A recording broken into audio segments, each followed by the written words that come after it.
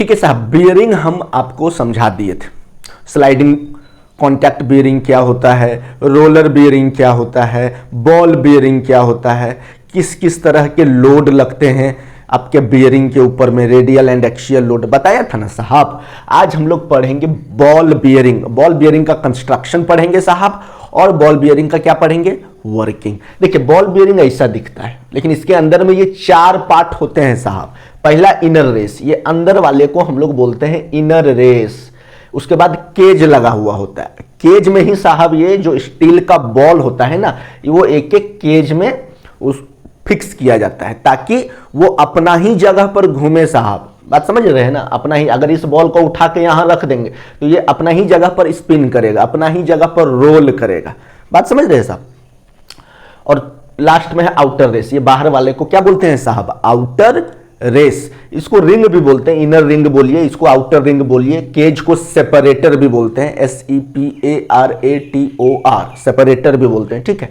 और ये बॉल है, स्टील का बॉल होता है ना, बहुत मजबूत होता है साहब, बहुत ज्यादा स्ट्रेंथ होता है, ठीक है। तो जो साफ्ट है साहब, साफ्ट, उसको इनर रेस में यहीं पर ना साफ्ट को फिक्स करेंगे तो ये वाला घूमता है, यही वाला घूमेगा, है ना। और ये कैसे घूमेगा, किसके मदद से, ये बॉल के मदद से घूमेगा साहब। और हम पहले ही बता चुके हैं कि रोलर में जब कोई चीज रोल करता है तो उसमें फ्रिक्शन बहुत कम प्रोड्यूस होता है, ठीक है साहब। और इसमें हम लोग लुब्रिकेटिंग करते रहेंगे, ग्रीस डालते रहेंगे, ऑयल डालते रहेंगे, तो हमारा ये जो बॉल बियरिंग है बहुत अच्छा से फंक्शन करता है साहब। पंखा में इसका इस्तेमाल करते हैं हम लोग, साइकिल में इसका इस्तेमाल करेंगे, है ना, बहुत जगह इसका इस्तेमाल, मोटर में साहब इस्तेमाल करेंगे, बहुत जगह इस्तेमाल करते हैं बॉल बियरिंग का। बहुत आसान है साहब। देखिए construction, ball bearing mainly has 4 parts. क्या क्या है, एक इनर रेस, दूसरा आउटर रेस, इसको आउटर रेस बोलेंगे, तीसरा बॉल, ये साहब चौथा नंबर है केज, ठीक है। पढ़ दे रहे हैं, बहुत आसान भाषा में लिखे हैं। The inner race is fixed on the rotating shaft and the outer race is fixed in the housing. अब इनर रेस जो है, इसको इसमें शाफ्ट लगाएंगे, यानी यहां पर शाफ्ट लगाएंगे, और ये बाहर वाला को किस में फिक्स करते हैं, हाउसिंग में फिक्स करते हैं। बात समझ गए सब। Small steel balls are placed between the inner and outer rings, ठीक है। अब ये जो बॉल है, इसको इनर और आउटर रिंग के बीच में तो केज है, ये इनर रिंग और ये आउटर रिंग, और इसी के बीच में क्या है, केज है, और उसी में स्टील के बॉल को अपने जगह पर फंसा देते हैं साहब, ठीक है। It is made up of hard steel to resist wear, है ना। अब हम पहले ही बता चुके हैं कि अगर आप प्रॉपर ग्रीसिंग कीजिएगा, है ना, तब आपका बॉल जो है वियर यानी जल्दी घिसेगा नहीं, ठीक है साहब। Grease oil is used between the parts to reduce friction. बहुत ही आसान भाषा में लिखे हैं साहब, अगर आप समझ जाइएगा तो आप अपने भाषा में भी लिख सकते हैं। कैसे काम करता है, देखिए जब इनर रिंग या इनर रेस रोटेट करेगा तो क्या होगा साहब, अंदर के बॉल भी स्पिन करेंगे, रोटेट करेंगे, जिसके कारण शाफ्ट बहुत स्मूथली मूव करेगा। बात समझ गए, शाफ्ट एकदम आराम से रोटेट करेगा और पावर को ट्रांसमिट करेगा एक जगह से दूसरे जगह तक, ठीक है। पढ़ दे रहे हैं साहब ताकि आपको लिखने में दिक्कत ना हो। The inner race rotates with the shaft, the balls roll between the inner and outer race instead of sliding. इसमें तो स्लाइडिंग होगा नहीं, क्योंकि हमने बॉल यूज किया है, तो रोलिंग ही होगा ना साहब। Rolling motion greatly reduces friction and heat. ए साहब देखिए, जब कोई भी 2 पार्ट के बीच में घर्षण होता है ना साहब, तो हीट प्रोड्यूस होता है। क्या प्रोड्यूस होता है, हीट। देखिए इस तरह करके ऐसे कीजिए ना, लगेगा गर्म, हीट प्रोड्यूस होगा, सर्दी में गर्मी का एहसास दिलाएगा साहब, अगर आप ऐसे ऐसे कीजिएगा तो। बात समझ गए ना साहब। तो जब भी घर्षण होता है मशीन पार्ट्स में तो हीट प्रोड्यूस होता है। तो हीट प्रोड्यूस ना हो तो हम लोग क्या करेंगे, फ्रिक्शन को कम करेंगे साहब। बात समझ गए।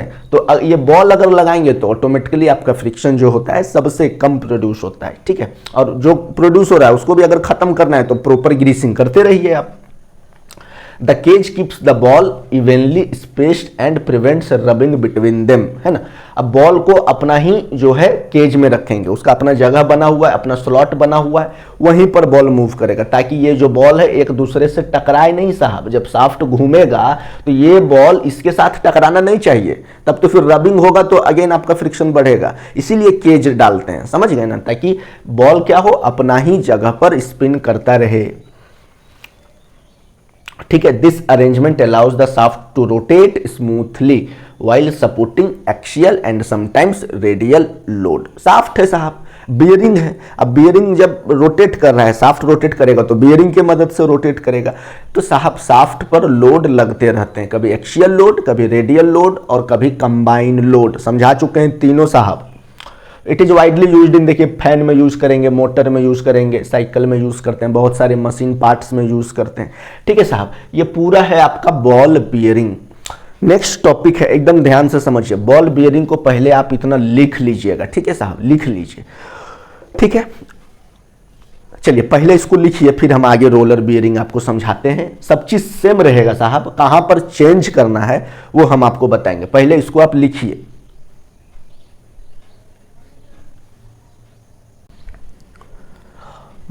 बॉल बियरिंग के बाद साहब नेक्स्ट है रोलर बियरिंग।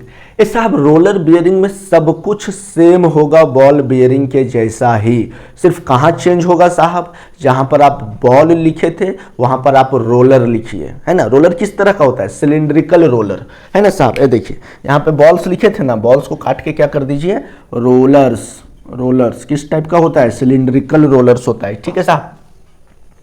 और इसमें केज थोड़ा सा चौड़ा चौड़ा होगा, क्योंकि रोलर्स देखिए इस तरह के सिलिंड्रिकल रोलर्स हैं। तो रोलर्स में क्या है, सब कुछ सेम लिखिएगा, सिर्फ डिफरेंस क्या कीजिएगा कि रोलर में क्या है साहब, एरिया बढ़ गया। जब सरफेस एरिया बढ़ जाएगा रोलर का तो उसमें क्या होगा, आपका लोड बियरिंग कैपेसिटी भी बढ़ जाएगा, यानी कि अब वो ज्यादा लोड को, ज्यादा भार को बर्दाश्त कर सकता है।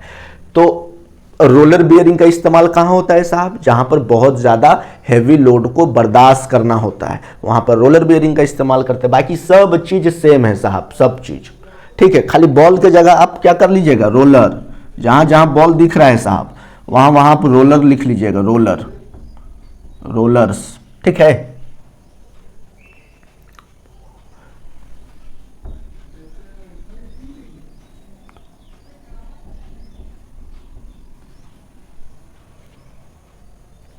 ठीक है साहब, और कहीं दिख रहा है,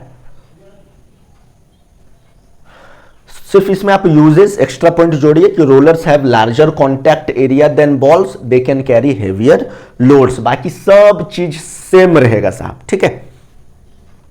तो ये है रोलर बियरिंग। लास्ट बच गया साहब थ्रस्ट बियरिंग, उसके बाद इस चैप्टर का हम समापन करेंगे, ठीक है साहब। लिखिए इसको, आराम से लिखिए। और इस चैप्टर का लास्ट टॉपिक है साहब थ्रस्ट बियरिंग। थ्रस्ट क्या होता है, एक परपेंडिकुलर फोर्स होता है ना साहब। थ्रस्ट क्या होता है, एक तरह का फोर्स होता है। किस तरह का फोर्स होता है, जब किसी सरफेस पर परपेंडिकुलरली कोई फोर्स लग रहा होता है तो साहब उसको हम लोग बोलते हैं कौन सा force, thrust force. Thrust bearing देखिए इस तरह से थ्रस्ट बियरिंग सेट करते हैं, सब कुछ सेम है साहब। देखिए इसको बोलेंगे रोटेटिंग वाशर, क्योंकि ये रोटेट करेगा, इसी में तो शाफ्ट फिक्स होगा। ये केज है, केज के अंदर में क्या फिट होता है साहब, बॉल्स या फिर रोलर। और सबसे नीचे वाला स्टेशनरी वाशर बोलिए, इसको स्टेशनरी रेस बोलिए, ये साहब इसको आप स्टेशनरी रिंग बोलिए, कुछ भी बोलिए, सब सही है। तो स्टेशनरी का मतलब है कि ये घूमेगा नहीं, ये बहुत टाइटली फिक्स होगा बेस के ऊपर में। घूमेगा कौन, रोटेटिंग वाशर, इसलिए हमने इस पर साइन बनाया है घूमने वाला, that is called rotating washer, ठीक है साहब। तो ये क्या करता है, सिर्फ ऊपर से लग रहे फोर्स को ही ये बर्दाश्त करता है, इसीलिए इसको बोला जाता है थ्रस्ट बियरिंग। बियरिंग ऐसे है, बियरिंग ऐसे, इस पर फोर्स हम लोग परपेंडिकुलरली लगा रहे हैं, तो जब हम लोग फोर्स परपेंडिकुलरली लगाएंगे तो उसको क्या बोला जाता था साहब, एक्सियल फोर्स, ठीक है ना। जब भी हम पढ़ाए थे ना साहब, जब शाफ्ट पर, जब ये शाफ्ट है मान लीजिए, और अगर इस पर ये एक्सिस है और इधर से फोर्स लगेगा तो इसको बोलते थे विच फोर्स, एक्सियल फोर्स। और ऊपर से लगेगा तो क्या बोलते थे, रेडियल फोर्स। ये किस में पढ़ाए थे, आपको शाफ्ट में पढ़ाए थे, है ना। तो उसी तरह से बियरिंग को अब हमने इस तरह, इस पोजीशन पे रखा है और फोर्स ऊपर से लगा रहे हैं, तो उसको बोला जाएगा एक्सियल लोड। एक्सियल लोड लगा रहे हैं ना साहब, इसलिए इसका नाम है thrust bearing. Thrust bearing is bearing design to support axial load, लिखे ना साहब। It does not mainly take a radial load, ये रेडियल लोड को बर्दाश्त नहीं करेगा। कोई इधर से फोर्स लगा रहा है या फिर कोई इधर से फोर्स लगा रहा है तो फिर ये इस थ्रस्ट बियरिंग के कैटेगरी में नहीं आएगा। This is only designed for the axial load, बात समझ रहे हैं ना साहब। It's job is to prevent the shaft from moving lengthwise and to carry the push force ठीक है। जब भी ऊपर से लोड रहेगा तो इसको इसलिए इस तरह से डिज़ाइन किया गया है ताकि जब भी हम लोग ऊपर से लोड देंगे तो कहीं ऐसा ना हो कि शाफ्ट अंदर ही धंस जाए, घुस जाए, है ना। तो इसको लेंथ वाइज कोई एरर ना हो, कोई मिस्टेक ना हो जब शाफ्ट रोटेट करे साहब, इसलिए हम लोग थ्रस्ट बियरिंग का इस्तेमाल करते हैं। ऐसा मान लीजिए यही है थ्रस्ट बियरिंग, ये शाफ्ट है, नीचे ये थ्रस्ट बियरिंग, ऊपर से अगर हम फोर्स देंगे तो ठीक है, तो इस फोर्स को ये झेलना चाहिए साहब। ऐसा नहीं कि ऊपर से हमने फोर्स लगाया और नीचे से बियरिंग टूट गया या नीचे से ये ऐसे घुस गया, तब तो फिर डिफेक्ट है ना साहब। तो इसलिए इसको स्टेशनरी रखते हैं सो दैट कि आपका सारा लोड को ये बर्दाश्त कर सके। विच लोड? एक्सियल लोड, याद रखिए। और लुब्रिकेशन तो देंगे ही क्योंकि बॉल लगा हुआ है, इसके जगह पर आप रोलर्स भी लगा सकते हैं और वो अपनी जगह पे स्पिन करता है, तो फ्रिक्शन कम करने के लिए हम लोग उसमें क्या इस्तेमाल करेंगे? लुब्रिकेशन का इस्तेमाल करेंगे। ठीक है, क्या है इसमें? देखिए 4 चीज़ है, एक रोटेटिंग वाशर है, केज है, बॉल है और स्टेशनरी वाशर है। लिख दिया हूँ। कैसे काम करेगा? Axial load from the shaft is transferred to the bearing races through the shaft collar, है ना। शाफ्ट कॉलर बताए थे, मान लीजिए कि साहब इस तरह से शाफ्ट बना हुआ है, तो कॉलर क्या होगा? थोड़ा सा जो यहाँ से पार्ट होगा वो उभार वाला पार्ट होगा, है ना। देखिए इसी को बोलेंगे कॉलर, इसको क्या बोलेंगे? कॉलर। ठीक है, एक्स्ट्रा लोड सहने की क्षमता को बढ़ाता है कॉलर।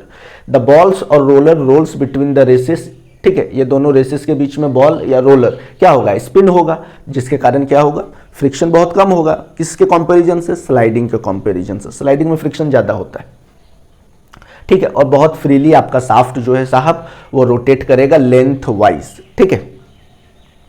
और केज क्या करता है? बॉल को या रोलर को अपने ही जगह पर घूमने के लिए, बॉल्स को या रोलर को अपने ही जगह पे स्पिन कराएगा। ये दोनों बॉल आपस में टकरा कर उसके बीच में रबिंग नहीं होना चाहिए, घर्षण नहीं होना चाहिए। इस चीज से बचाता है कौन? केज। केज का मतलब पिंजड़ा होता है हिंदी में। ये भी पिंजड़ा ही है ना साहब। बॉल को रखेंगे तो वो बॉल उस पिंजड़े में बंद हो गया, अब वो उस पिंजड़े से निकलकर दूसरे बॉल के पिंजड़े में नहीं जा सकता है। बात समझ रहे हैं ना? ठीक है, तो ये है पूरा सिस्टम आपका थ्रस्ट बियरिंग का। और साहब यहाँ पर इस चैप्टर का जो है हम द एंड करेंगे। इस चैप्टर में हमने बहुत कुछ सीखा। शाफ्ट क्या होता है, डिफरेंट टाइप्स ऑफ शाफ्ट पढ़े, कपलिंग पढ़ा, कीज पढ़ा, डिफरेंट टाइप्स ऑफ कीज पढ़ा, बेयरिंग पढ़े, अलग अलग तरह के बियरिंग्स पढ़े। आई होप आपको कुछ ना कुछ तो सीखने को मिला ही होगा। ठीक है साहब, अब हम लोग फिर अगले वीडियो में मिलेंगे किसी नए चैप्टर, किसी नए टॉपिक के साथ। तब तक आप मुझे इजाज़त दीजिए, अपना ख्याल रखिए, मस्त मौला होकर पढ़िए, नोट्स बनाइए। जय हिंद।